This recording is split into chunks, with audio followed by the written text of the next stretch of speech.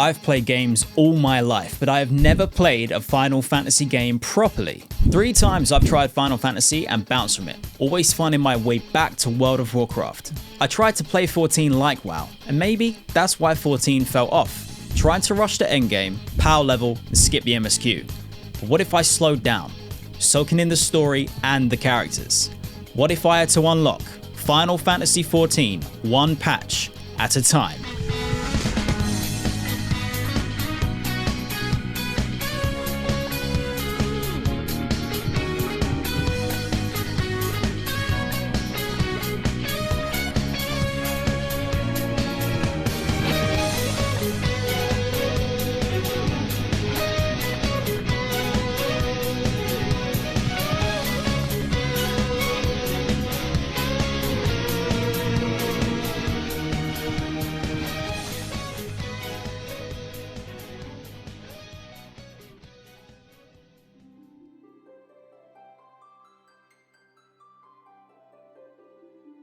Limsa, I am in you! Completely normal first words to shout in a city that you've never been in before. If that doesn't set the tone for my journey, I don't know what will. So after a questionable boat ride that wasn't at all eventful, no pirate attacks, no weird childlike twin passengers, no dashing beards, we arrive at Limsa Lominsa. One of the 3 city-states which, at this time in my journey, I think is the name of the planet we're on. You foolish sweet summer child. Future Redzy, aka me, is currently in 4.0 of Stormblood, and even I cringe at your naivety. Now there are 2 other city-states that utterly pale in comparison to Limsa, and we'll get to those later, but for now, we've got to get the ball rolling with getting our bearings, finding some work, and being able to afford a bed for the night. Fortunately, a friendly guard has pointed us in the direction of what could well be an answer to all 3. When in doubt, head to the pub. Now this is where we meet one of my favourite characters in A Realm Reborn, Baedron. This slippery geezer runs the Drowning Wench pub and sticks his neck out for us not moments after our first meeting. He's partial to a little lore dump every now and then, but he's got a great sense of humour. And he has excellent connections with the guilds in Limsa. Guilds are one of the many sources of quests, experience, and money, so they're kind of important. Baedron gets us started off with 3 jobs: learning about Aetherites, the marketplace, and the Marauders Guild. With that, we head off into the city properly for the first time. Up until now, it's been like an instant tutorial version, but from here on, I'll be able to see my fellow players in all of their glory running around on their adventures. It's at this point some recurring characters will swoop in to welcome me to Limsa: Coco and Yami. These are longtime players of the game and friends of mine that helped me get started with a few beginner tips. So now I think that I'm rich and have some starter Pokemon, it's time to carry on with the quests. As I make my way to the main Aetherite in Limsa, I am blown away by how cool everyone looks. Little did I know that one of the true endgames of Final Fantasy XIV were already starting to take hold. Sadly, I haven't unlocked Glamour yet, that comes later. But for WoW players, Glamour or Glam is the same as Transmog. But don't worry, my time. My time will come. Getting back on track, we attune to the Aetherite, that big blue floating crystal in the middle. These are parts of the fast travel system in Final Fantasy XIV, and it is essential to click on these and register with them everywhere you go in the game, because teleporting is one of the few quality of life features that you're going to rely on as a new player, and especially in A Realm Reborn. Further on ahead, we're introduced to the market area of Limsa, where basic vendors and market boards are found. And the market board for WoW players is basically the equivalent of an auction house. A couple of ether shards later, and we reach the Marauders Guild for the first time. As silly as it might sound, this is a big moment hidden amongst the little ones. I mentioned guilds before as a source of quests, XP, and gil, but they're also a way that A Realm Reborn will offer you class progression. There are several classes in Final Fantasy XIV. Some are combat, focused on damage, healing, or tanking, and some are non-combat, that focus on gathering and crafting. Progressing each of these is tied to your progress with its respective guild. So at a certain point, you're going to reach the limit of your class and you'll need to seek further knowledge, turning the class into a job. I'm starting with the Marauders Guild because they'll eventually level up into the Warrior job. Warriors are Unga Bunga tanks with self-healing, so what's not to love? After confirming my desire for carnage, our first test as a Marauder begins. Lost lambs, wharf rats, and ladybugs threaten the safety of Limsa Lominsa. Without my axe to defend my beloved city, our very way of life could well be at risk.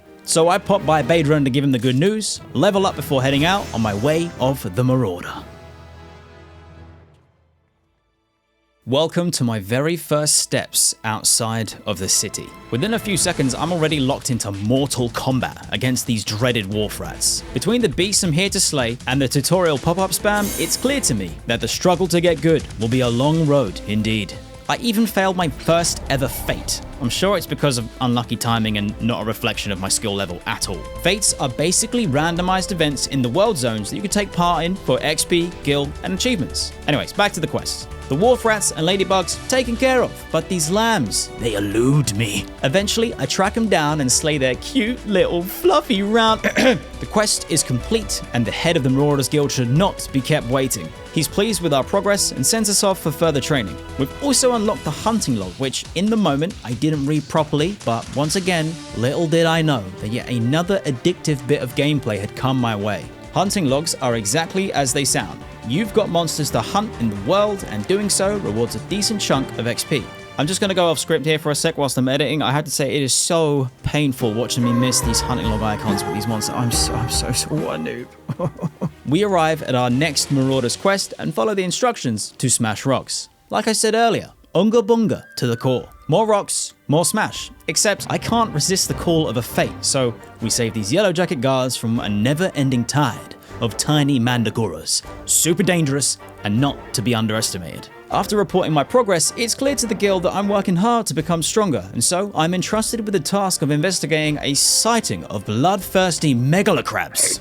If I can take care of these fiends, I'll be rewarded with my first proper weapon. At this point, my pathetic human body failed me and I went to bed. Damn that cursed work in the morning. Fortunately, I am a sneaky boy and managed to record some non-cam progress during my work day. Don't tell anybody. This happens a little bit during my ARR 2.0 journey, so don't be alarmed if I suddenly disappear at times from the bottom left. Don't worry, I'm still with you. Always. You might have also noticed me checking out the delivery Moogles for the first time whilst I was yapping there. And I wish I recorded my mic and my camera because the utter cuteness overload was... Our Moogle friend has two letters for me. The first being from Yami, bestowing upon me a glamour of destiny that we will get to wear soon enough. The second letter is from the Final Fantasy XIV dev team, giving me a little something to keep me looking fabulous at the start of my journey. Sadly, this doesn't last long. But finally, we make our way towards the megalocrabs. Oh wait, no, the hunting log addiction has begun. I slay this toad for a quick level up and lie in wait for the murderous crabs to show themselves. Although apparently the crabs knew we were coming, what the f... But then... Please, it's my grandson. The snippers have got him. Okay, no worries, but first, hunting logs.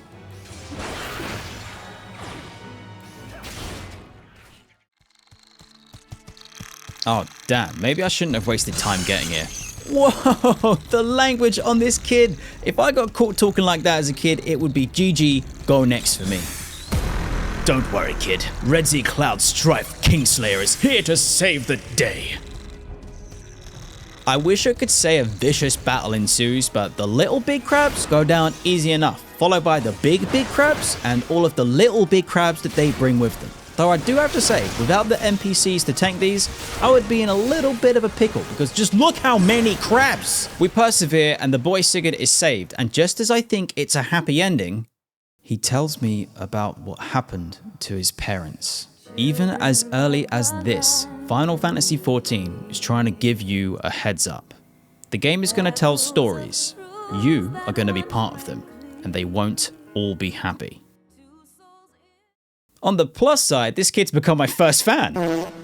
We return back to the guild to report my success. Rinzoan is pleased. Defeating the crabs and saving the boy is a very good look for the guild, but he's troubled by the crabs attacking in the first place, which suggests that more dangerous beasts are the cause. We're no match for such foes at the moment, so we head back to Badrun for more work, sporting a fetching looking eye patch like the true pirate captain we would one day become. Apparently we can find some work at the Summerford Farms in the middle of Lenosha, not far from... A fate! No, I was going to say not far from the city. Hunting log! Oh, gods damn it. We arrive at the farm to discover the owner used to be a pirate captain and all of his workers are his old crew, but they're trying to make a living now by supporting... Oh, goddess.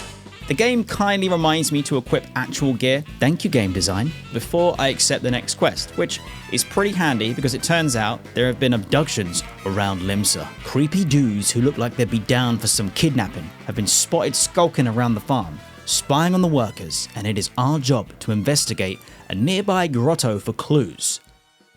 I am the waves that bear. I am the winds that guide. I am the evening stars. I am the morning sky. I am born of the sea, and there shall I die. Thus reads the sailor's requiem, carved into yonder stone. Ladies and gentlemen, this is Y'shtola, one of my favorite characters and fellow member of the Cat Gang. We're jumped by a frenzied mossback Gobu, which is no match for the power of friendship, and appears to have dropped a glowing blue crystal. Being an eye patch wearing pirate at heart, I'm obviously drawn to such a treasure, and it also seems to be drawn to me. Hear, feel, think. Visions of the Mother Crystal appear, as we are charged with the hero's quest to collect the remaining crystals of light and to shine thy light on all creation. I awake to hear a strange but familiar sound ringing in my ears. After finding a pirate dagger in the back of the Gobu, we part ways with Y'shtola and return to the farm. It seems the old pirate captain has heard tales of more pirates being recruited and would have us warn off his crew from returning to a life of piracy. We decide to help out the farm a little bit more. Our fellow pirates have got to stick together after all. So we head off to check up on a delivery of oranges from one of the less trustworthy workers that have been sent to deliver. Lo and behold, the dude's managed to get himself tied up in a double-cross deal with goblins. We take care of the gobbies and rescue the idiots that managed to get captured, and it seems they're too shaken up to finish the delivery job, but we get it done and return to old pirate with his payment. I take a minute to test out the UI systems of 14, and I love how the game has allowed for flexible customization without the need to mess around with add-ons. Fresh but questionable UI in place, it is time to help out a little more around the farm. It seems like they could use some supplies to help get their crops started. It's not world-saving stuff, but we're building strength and reputation, which suits me just fine. I've also only got a couple of buttons to press at the moment, so I doubt I could take on any bigger challenges. A bit of killing, a bit of flower picking, reclaiming stolen tools from corpses whilst completing another fate, it is all coming together. Well, apart from the fact that it's all from the betrayal of that dumbass with the oranges. But considering how reliable we've been, old pirate boy can't help but confide in us his worries. We have got to go capture that betrayer of oranges and bring him back for questioning, because the truth is, he's not smart enough to do all this on his own. Someone or something more sinister is at play. On the way, for some reason, I decide it's a good idea to attack a level 50 ladybug and experience death for the first time. I res back at the city and pop by the markets, because you can't be out there adventuring without a good food buff. Any other stat improvements aside, the small XP increase from the food buff is something that you should have up at all times whilst leveling. It's super cheap and free XP. Also, nothing wrong with some potions whilst I'm trying to get good. Restocked with supplies and ready to roll, we finally catch up with our prey, arriving just in time to see some creepy tattooed masked pirate kicking the shit out of him. Turns out, these are the Serpent Reavers, and I've got to admit, it is a pretty cool name for a band of badass pirates. And from the looks of it, this is who the orange boy got himself mixed up with. But then, O mournful voice of creation, grant ye this humble stone a soul that it may wake to live.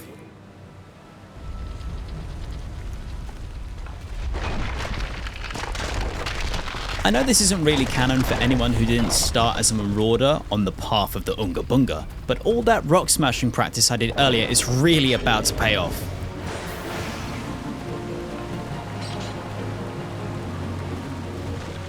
That the golem could be vanquished.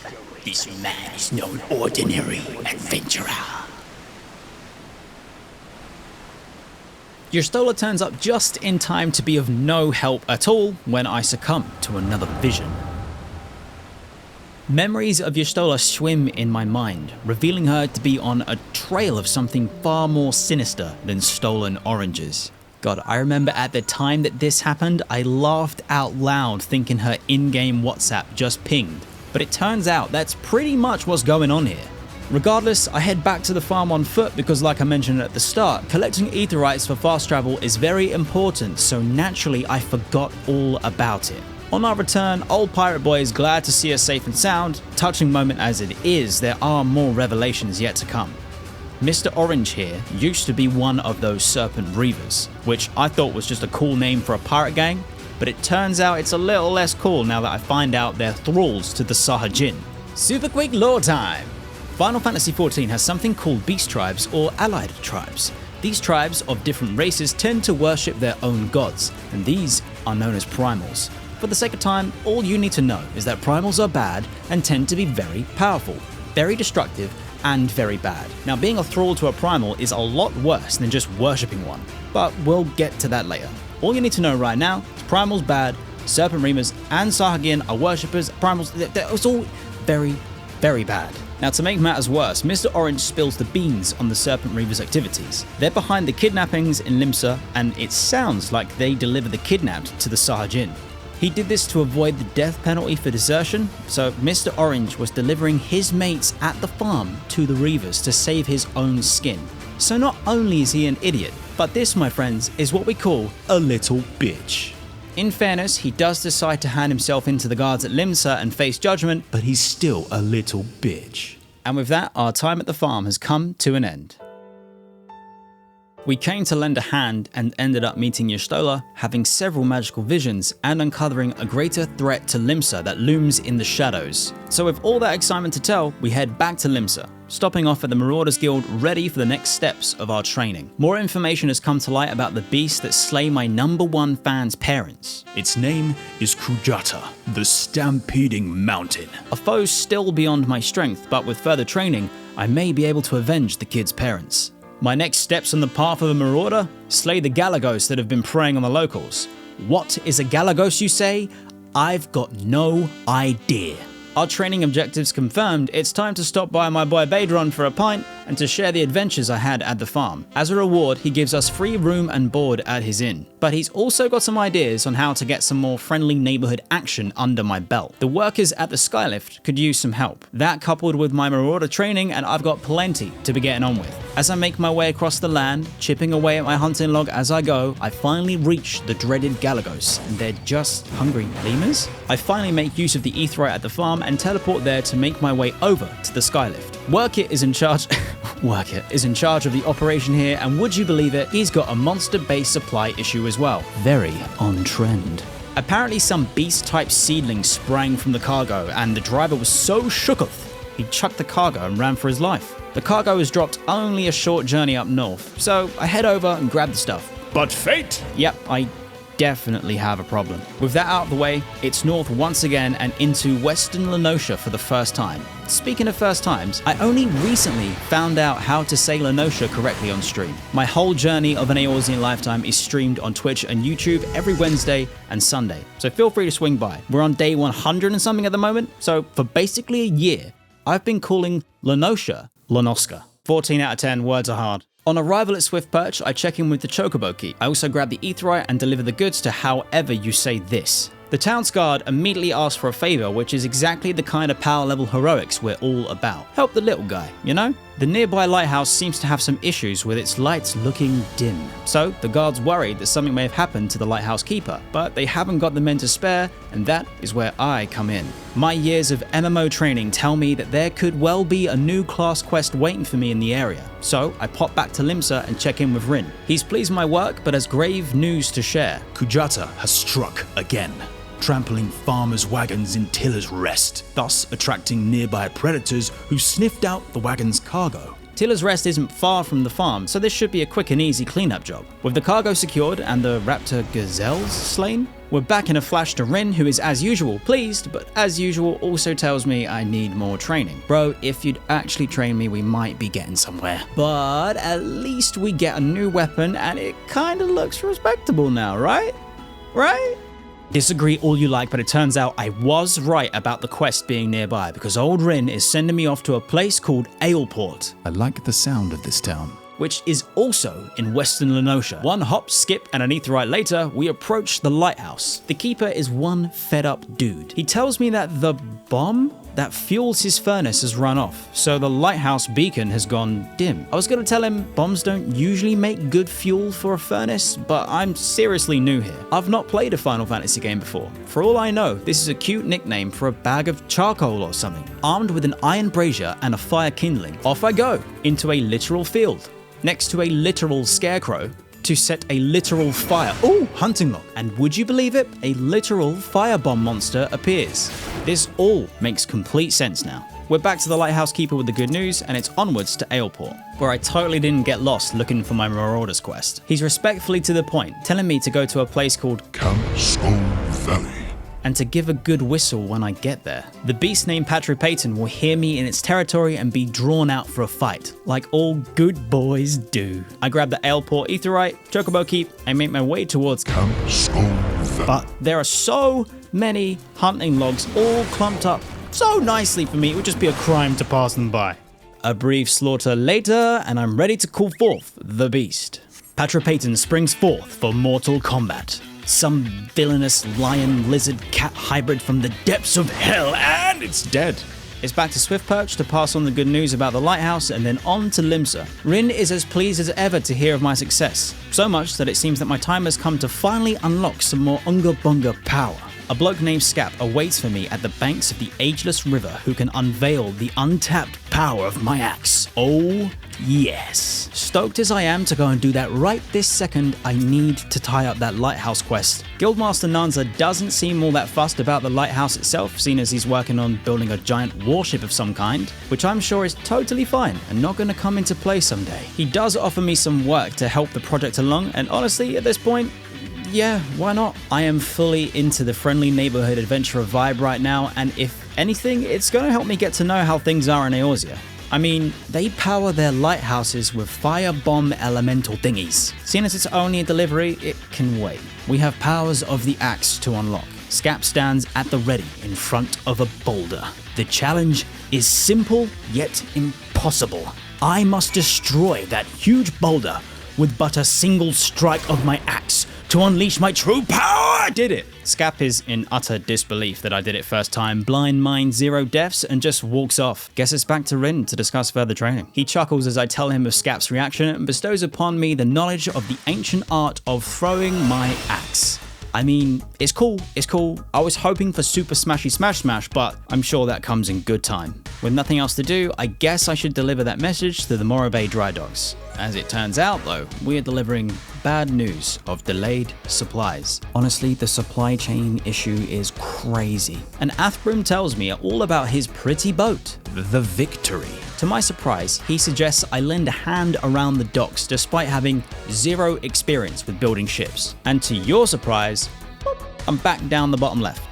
My first task is to hunt down one of the workers. They were sent off for supplies from Candlekeep Quay and haven't returned. Halbroda is our contact at Candlekeep and claims to have never seen the worker or heard of requests for supplies. Sounds a little sus to me. I make my way to Candlekeep without falling to my doom and question this Halbroda in search of the truth. He freaks out under the threat of being sent to a place called Turtleback Island, which I can only assume is not a holiday resort in Lenosha. But it does seem he genuinely knows nothing about the worker or the supply order. And in a shocking turn of events that I didn't see coming, he tells me I should be helping around out here instead of questioning him. And we do it! The manipulation.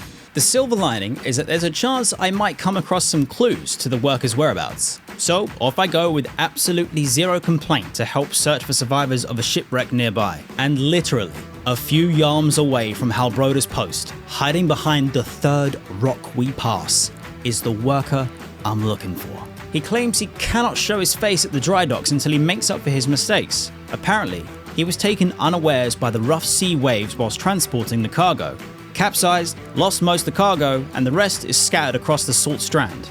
He wanted to retrieve the rest of the cargo, but it's been scavenged by Quikurin, whatever. God damn it, Final Fantasy. And he's just not got the fighting skill or the bravery to get it back on his own. So, I see where we're going with this. Say no more, my good man, whose name I cannot pronounce. I just so happen to be the Unga looking for a bunga. For every item of cargo I retrieve, more of these cursed raccoons turn up. But of course, they're no match for the Kingslayer. I return the cargo to Mr. Whatsit and head back to Athbryn. He's relieved everything has been cleared up, but worries about the rough sea that capsized the cargo boat in the first place. Apparently the weather was fine on that day, so he suspects the Sahajin may have conjured it. Regardless, it seems he's rather impressed with my work, despite literally saying he does not like me. And as his way of showing it, he's recommending me to head to the watch to assist with searching for pirates? Wow, thank you.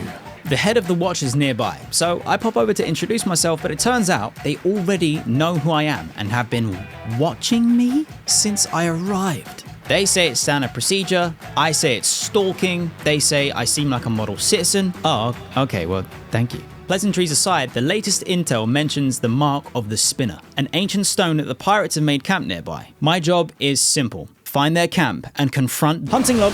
No, find the camp and confront the pirates, not the hunting... Oh, whatever. This doesn't go as expected. These pirates, they're fed up. They just want to get their boy back, but adventurers are always walking by, asking them for directions. So they've had enough. They're gone. Just like that. I can scarcely believe it myself, and neither can the Storm Captain. The latest intel is that the pirates are on the move, and they are getting closer to the docks, and clearly, their target is the Victory. I check in with the guards for any sightings and hunt down one of the pirates spying on the docks. But I'm too late. They've got what they came for and escape. I can only hope that I report back in time. Nope, the pirates are attacking the shipyard. And so the Storm Captain bravely stays behind for a moment while sending me headfirst into the fight. What a bitch! A fierce battle ensues as I carve my way through the pirates to reach the shipyard and make a shocking discovery. It's the fed-up pirate from before, but he's not just any pirate. He's the father of Mr. Builderboat. When he said he's gonna get his boy back, he literally meant kidnap his own son. Oh, but he's not stopping there, no. Because his son wanted to stop piracy and help the Maelstrom, he's gonna teach him a lesson by blowing up the Victory. But the drama doesn't stop here. Abram shouts at us to beat the crap out of his dad, and we don't even blink before drawing our axe. I teach the old pirate a few lessons and maybe hit him a bit too hard because my initial reaction to the follow-up cutscene was that I just killed the guy. After the dust settles on the pirate family drama, I have a catch-up with the Storm Captain who has some spicy intel for me. One of the pirates involved in the raid was carrying a coded message, but none of the guards can read it. Fortunately, there is one man in Limsa with the connections needed to crack the code. That's right, baby, our boy Badron coming through again. We have a little catch up over a pint and he tells me all about how my reputation is growing. The plan is coming together. At any moment now, they're gonna like the video and subscribe for more of my journey of an Eorzean lifetime. He also wastes no time in deciphering the coded message, and it's not good news. The message is written in Sahajin. Their plan is simple. Raise hell in Western Lenosha, then attack the Victory to create more confusion, then hit Swiftperch. It seems they're after men or a single man, we're not really too sure, but either way, it's looking like another attack is imminent. I better get word to Commodore Raynor at the Coral Tower ASAP. Well, just as soon as I've grabbed my next Marauder's quest, of course. My #1 fan, aka Little No Parents, has gone missing. His grandpa is worried sick and suspect that the kid has charged off to take revenge on Kajuta himself. It seems my time has come. Fortunately, Commodore Raynor is also in the same room, so I don't feel all that guilty for stalling. He's shocked at the news of the impending attack on Swiftperch, and right on time a report comes in of a Sahajin attack on the South Tidegate. Raynor fears this attack could be another diversion. Plans within plans. But the risk of ignoring the attack is too great. In his desperation, he mentions the Warriors of Light and wishes they were still around to help. Alas, all he has is me, which is a bit rude, but I'll let it slide this time. The dude's under a lot of pressure. I agreed to assist Swiftperch prepare for the assault. Man, to think I started as a nobody, sailing in on a ship with zero idea where I was, who I was, or what to do, and now the Commodore himself begs for my assistance in defending Limsa's very safety. We are moving on up in the world. Important as all that is, I am now super invested in the Marauder's storyline. Kujata must fall, and I've got to save my only fan. So I arrive at Grandpa's to discover Kujata was spotted near Aleport. If it wasn't personal before, it is now. No one threatens my supply of ale. Investigating the area yields 2 clues, the boy's satchel and waterskin. He probably didn't make it. Oh wait, there he is, holy shit! Look at the size of that thing. I don't know, man, I got a stomachache, I don't think I can solo this one right now, but there's no time. The kid gets Lion King'd. Oh, well, actually, you know what? If it's just the Coyote Jackal thingies, I could probably do this no sweat. And then out of nowhere, for the very first time, the Guildmaster himself turns up after I've done all the hard work, grabs the kid, and the credit. Betrayal. We withdraw to save the kid's life as Kujata looks over us mockingly. Our battle will come. Back at Grandpa's, the kid is recuperating. It seems he'll live. And just as I think we're about to hunt Kujata down, Rin orders a retreat back to the guild. A glory thief and a coward. My respect for this man is at an all-time low. I'm not really in the mood for a retreat, so if the fight isn't here, I'll find it at Swiftperch. Interestingly, the guard here remembers me and remarks on my adventurer's progress. He can tell that I'm not green to the fight anymore, which I really like. The storytelling, even this early in Final Fantasy XIV, shows some attention to detail for your actions and progress.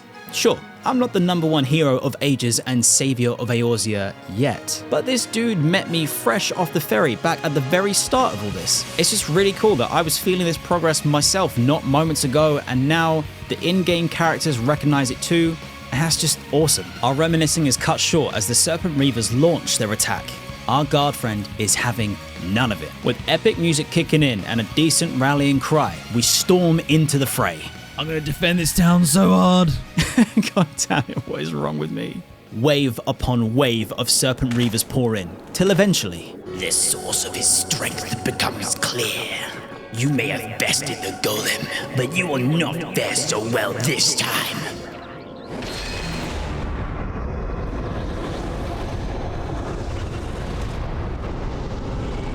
O mournful voice of creation, send unto me a creature of the abyss, my thrall to command, that I may smite mine enemies.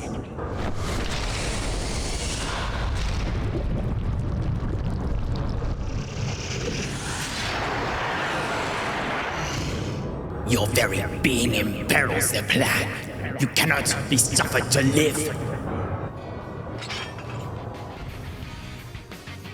My first battle with the Void begins. You know, even this old content still looks cool. I like the gargoyle's design. And as it goes down, Y'shtola joins me in the battle against the masked mage. Finally, he falls and victory is ours. But as ever, it seems Y'shtola is more concerned than overjoyed. Apparently, this masked mage is an Ascian. They're behind all the manipulation of the beast tribes and pirates. But for what purpose? Oh, and now the hard work's over, the guards return. How convenient. Y'shtola leaves on her own business, and just as I'm about to report back to the Commodore, another crystal is revealed.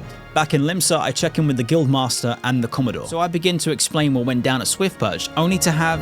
I am Melve Blufisfin, Admiral of Limsa Lominsa. She rewards us with a seat at the celebration banquet as the hero who foiled the Sahajin threat. Our legend grows! Reyna is stoked for me, but there's one little problem. I look like trash. But of course, the legendary Badron comes through for me once again. He's already sorted out my fashion problem. But he knows me well. I'm not exactly down for dressing up and getting caught without my armor on, because you never know when a fight could kick off. So his one request of me is to at least wear the shoes. It's a fair deal. Which all makes sense because the guard at the door seems to be hyper-fixated about admitting an adventurer wearing dress shoes. And with that, it's banquet time. The banquet is fancy. Very fancy. I really should have worn the suit. Speeches are made, praise is given, and then in the most uncouth manner, I whip out my crystal for Y'shtola. This! I can't handle all this attention and have another vision. The calamity. The Ascians watching it unfold.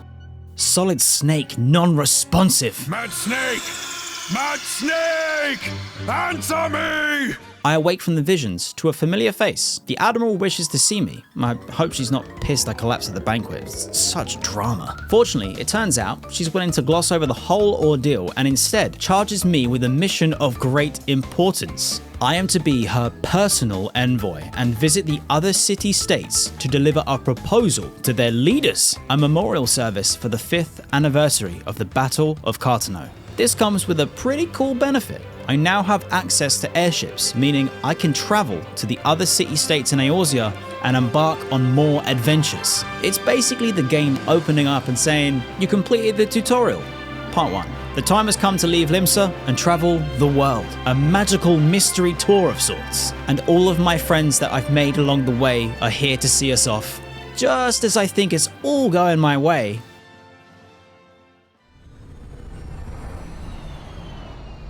the biggest thing that struck me in this moment is how, 1, I know nothing about the game's story, but in like the best way, and 2, how the Garlean's technological advancement is so far ahead of what I've seen up to this point in my journey of an Eorzean Lifetime. I mean, these guys are cooking. Several huge characters are introduced, but those will come later, don't you worry. Also, seeing this section again now that I'm in Stormblood 4.0, wow. I mean, no spoilers in the comments, but wow. I love this game. With my mind sufficiently blown, it's time to get going in New Gridania.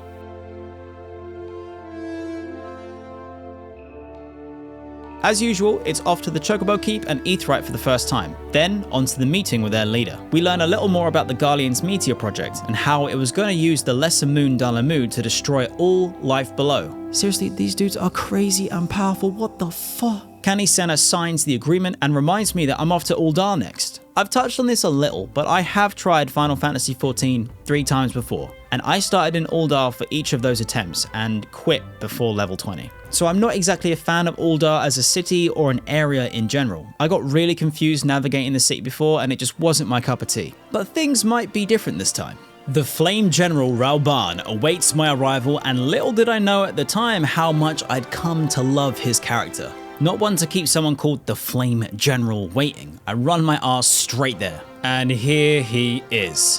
One badass looking, heavily armed Flame General indeed. Being a pragmatic warrior, he doesn't waste any time in signing the agreement. And with that, the airships are properly unlocked and I bag a level up. Word has reached Ul'dah that Baidron has put out an urgent call for the help of adventurers, and I ain't leaving my boy hanging, so we teleport straight back to see what's going down. It seems the troubles in Limsa are far from over, with Suspicious looking buggers hanging around Sestasha Seagra. I don't know who Sestasha is, I don't know what a Seagra is, but I'm keen to find out. Surprisingly, the Commodore turns up after hearing of my return. Clearly, I'm starting to become a bit of a big deal. He's hoping I'll help check out some trouble that's brewing in the Sestasha area in general, so with the objectives aligned and adventures to be had, I head off to Sestasha, which to my surprise, Sestasha is the very first dungeon on my journey. I won't bore you with the details, but you'll be glad to know that I activated my tank stance at the start of the dungeon and had a blast with AoE on trash packs. The dungeon design was cool too, with everything lining up with the piratey sea theme going on. Returning to Baidron to report my success, I find another group of adventurers who are hoping to take on Sestasha themselves, only to find out I've already did it with my crew. Oh, I love stuff like this. Other adventurers that are in the game lore doing their own stuff, it's just chef's kiss. They take off in search of more jobs, and I'm sure our paths will cross again. If only they'd stayed behind a second longer, we could have grouped up for my next quest. Baidron has reports from the Adventurers Guild in Gridania that another job has opened up. I'm quite excited to have some fresh adventures in a different part of the world, but before I head off, I'm finally ready for my next steps on the way of the Marauder. Rinzoan thinks it's time for the next stage of my training, and once again, Sulk awaits me, but this time at the Salt Strand. The training seems to be against multiple packs of hedge moles, but then... So this is the indomitable Redzy Kingslayer. We have deemed you worthy of our challenge. Come, Marauder. Let us test the edge of your steel. A fierce battle for my life ensues. This is what I get for my rise in fame. Random dudes ambushing me for no fucking reason. But as the battle rages on and the weaker enemies fall, someone familiar is left standing. Oh yeah, it's definitely Rin doing his best theatrics. All part of the test, I guess. Not that Sulk is impressed by it at all, though she still asks me to indulge her brother when we return to the guild. Redzy, I have heard of your skirmish on the Salt Strand. You did well to overcome the odds, and your fellow marauders are honored to have you swing your axe in the name of the guild. Yes, I'm finally gonna take down that mother... No! I'm not high enough level. Okay, get me to Gridania. I need that MSQ XP, baby. Over in Gridania, Mother Mione is the head of their Adventurers Guild, and naturally, I've just butchered her name, but thankfully, she doesn't seem that fussed by it. We're introduced to Lewin, a dashing bowman and leader of the God's Quiver. Gridania faces a growing threat bubbling up from within the Tamtara Deepcroft, an underground burial site that has been host to a number of shadowy figures. Normally, they'd dispatch their own soldiers to investigate, but the exiled beast tribe is causing trouble elsewhere, so they have not really got the numbers to do it themselves. Fortunately, this green tin can is in dire need of XP. I make my way to Tamtara, enjoying the forest scenery and picking up travel points on the way.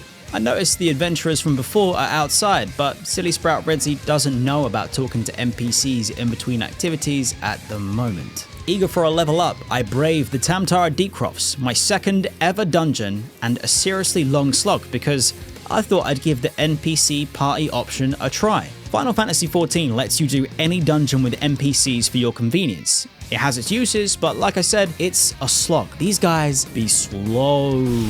I face off against the final boss, an agent of Cthulhu, bag a level up, and report back to Mother Mia. It's here a little more light is shed on the adventurers that I passed outside Tamtara. They went in before me and their run didn't go to plan. One of their party lost their lives in the attempt. Once again, Final Fantasy XIV is reminding me, it's here to tell stories.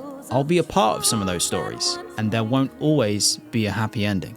There's no rest for the wicked, it seems, as word has reached us from Momodi of the Ul'Dan Adventurers Guild. I better get over there and lend a hand. It really does seem that trouble is springing up all over Eorzea, keeping the pressure on its military at every point. Momodi introduces me to Papa Shan, the former head of the Sultan Swan, which is a group that kinda acts like the Queen's Guard for their Sultana and leader of Ul'Dar. Trouble seems to be brewing for Ul'Dar in the Copperbell mines. Giants have seized control of the place, and they need an adventurer to step in and retake control, lest even more supply issues strike Eorzea. I make my way toward the mines, collecting travel points, and taking in the, beige scenery. My dislike for Ul'Dar and Thanalan aside, I do appreciate the varied biomes on my adventures.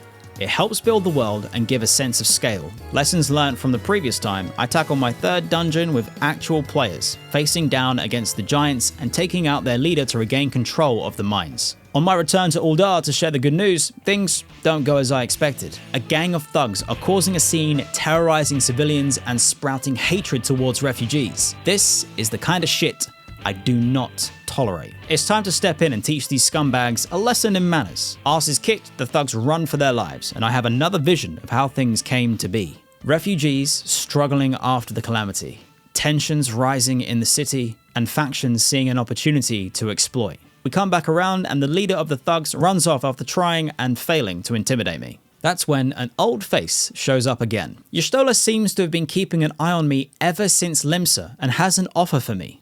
An offer to join the legendary Scions of the 7th Dawn. Oh my god, I think I'm starting to be a big deal. She also seems to have some knowledge of the visions I've been having. This is getting more and more cool with every quest. I return to Momodi to share the news about the mines and get introduced to Ida, a member of the adventurous party that lost their friend in the Tamtara Deepcrofts. Her confidence has taken a knock since losing her friend, but my heroics have inspired her to continue to adventure. Momodi also fills me in on the Scions of the 7th Dawn. I kind of assumed they were important because, you know, the name's pretty cool. But her praises of the Scions drive home that this isn't your ordinary group of adventurers. These lot are the big leagues. I'm given the location of their headquarters and head off straight away. Oh, but first, I do need to unlock Glamour. Glamour, or Glam as I mentioned before, is the equivalent of WoW's transmog system and is the key to FF14's true endgame. Fashion. With that out of the way, it's time to present myself to the Scions of the 7th Dawn. I accidentally jump scare their receptionist Tataru, yet another favourite of mine, and at the time thinking her silly, little did I know I would come to love this little, gambling, drinking goddess of chaos. She shows me into the headquarters and I meet Minfilia Swan! I get caught up to speed on the Scions' goal, the preservation of the future of Eorzea. Their biggest concern, the primals, who pose a threat to all life, and that my visions are from a gift called the Echo, allowing me to see the past as it happened. Minfilia also has the Echo, so we're basically married now. I'm introduced to the rest of the Scions, Yida, Papalimo, Thancred, and Uberdanger. And just like that, I am officially a member of the Scions of the 7th Dawn. My first order of business is to investigate the kidnappings in a place called Camp Drybone. On arrival at the camp, which honestly looks a lot better than a simple camp, I meet Isambard, who gets me up to speed. The Amaljar Beast Tribe are the highest suspects, with their motives being a little bit unknown, but the recent murders and kidnappings all show signs of their involvement. So, It's up to Redzy Kingslayer, scion of the 7th Dawn, to investigate. and in fairness, is 100% gotta be the Amaljar behind it, because they're literally attacking me at every turn. Also, I didn't realize there'd be lizard dragon dudes, which is pretty cool. On questioning the locals, I bump into that piece of the thug leader from Uldar. Still as rude as ever and a bit drunk, he's more than useless in aiding my investigation. I head to the nearby church for more clues and speak with a strange looking member of theirs, who seems to know nothing about the missing people and suggests that I ask one of the sisters of the church, but they are also not that useful. With the investigation going poorly, I am glad Thancred has arrived to lend a hand. He's already got a good idea of how the disappearances happened and points the finger straight at the sister of the church. Isambard can't believe it, and neither can I. Apparently though, the sister is fond of helping the local children, so the truth may lay with them. But by the time I arrive to question them, it's too late. The sister has left to find the kid's shiny thing. That's not a joke, by the way. It literally says shiny thing. Fortunately, she's close by, but for some reason, she's being attacked by rotting corpses. What the hell is going on? Isambard is once again in disbelief, claiming Thancred is clearly wrong about the sister. But if I've learned anything from the story so far, it's that everyone has a struggle they're dealing with after the calamity. And you gotta do what you gotta do to make ends meet. Speculation aside, Isambard only now tells me Thancred has run off to a nearby Amaljar encampment on his own. I gotta go help my boy. Well, I thought I did at least, but he's super chill and he's been waiting for me to arrive. He admits he may have been overly suspicious of the sister, but has reason to believe the answers we seek are within the Amaljar encampment. Gosh, he even admits when he's wrong. I can't say no to this level of suave, so I go straight in. Oh, and I'm back down the bottom left again. Hi. So yeah, not one for stealth, I just go full send straight in there, cutting my way through the encampment to discover a queer leaflet. This must be what Thancred was after. It seems to be some sort of poster from the church advertising the opportunity of work to the poor. He suggests we ask the good sister if the poster is familiar, of which she is certain it didn't come from any true member of the order. Conveniently, she remembers right here and now an incident from weeks back where garments have been going missing from the church. Honestly, I can't tell if she's just in on it or she's stupid, but it's just so sus. Regardless, our boy Thancred is once again full of bright ideas. Me and him are going to disguise ourselves as beggars searching for work in order to lure out the false priests. And of course, this being Thancred's plan, it works flawlessly. As we lay in wait with our disguises, one of the priests falls straight into our trap. Oh, you poor unfortunate souls. This is no way for men to live. No way at all. Be at ease, child, for I mean you no harm. I am a priest of the Order of Nagthal, and I come to offer you succor. Yep, of course it was him. I thought it was, and then I didn't, and now it is, and Final Fantasy XIV, you got me again. Ungus, the scumbag thug, attempts to explain himself. He wanted to save his people by cutting a deal with the Amaljar. He'd provide them the schedule for crystal shipments from the mines and people for captives, in return for his hometown being spared from their attacks. Thancred straight away calls the scumbag out, and he crumbles under the pressure. He did it for the money. I leave Ungus in Thancred's hands whilst I report back to Minfilia. Pray, return to the Waking Sand. The news of increased Beast Tribe activity and the Amaljar's success with collecting crystals and people have Minfilia very worried. We need to be prepared for a fight. I'm to seek out a goblin called Mutamix who has pioneered the enhancement of equipment using materia. Materia are kinda like the stat boosting gems or enchantments in WoW. Mutamix is the first gobby that I actually speak with, and bloody hell do I love gobbos. There's such good fun in the way they speak and act, but they also have this surprising depth that I'd come to love. With this increase in power, we're prepared enough for Minfilia to send me off to assist the mortal flames of Uldar. I'm going to be an official representative of the Scions, and they're already waiting for me back at Camp Drybone. Yes, I am a big deal. But first, I'm finally high enough level to report back to the Marauders Guild. The time has come For revenge!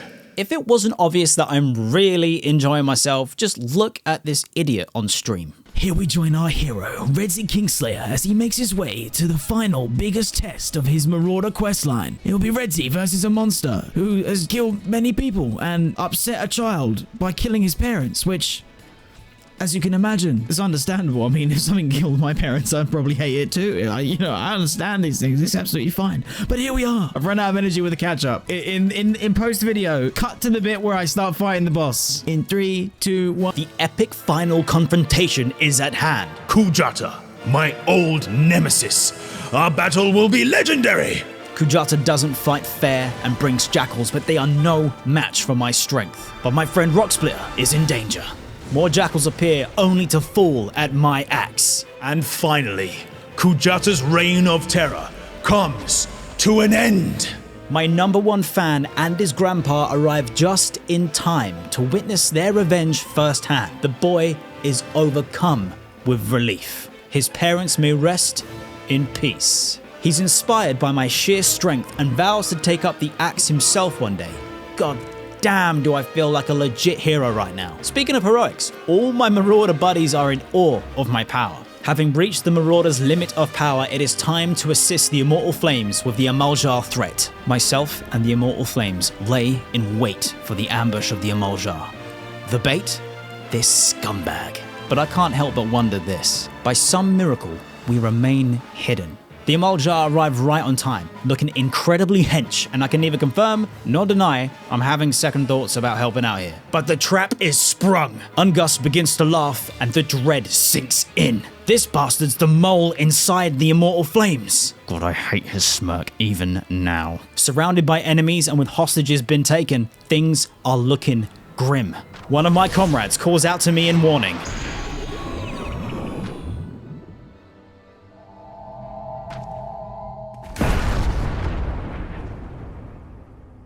Did I just get captured?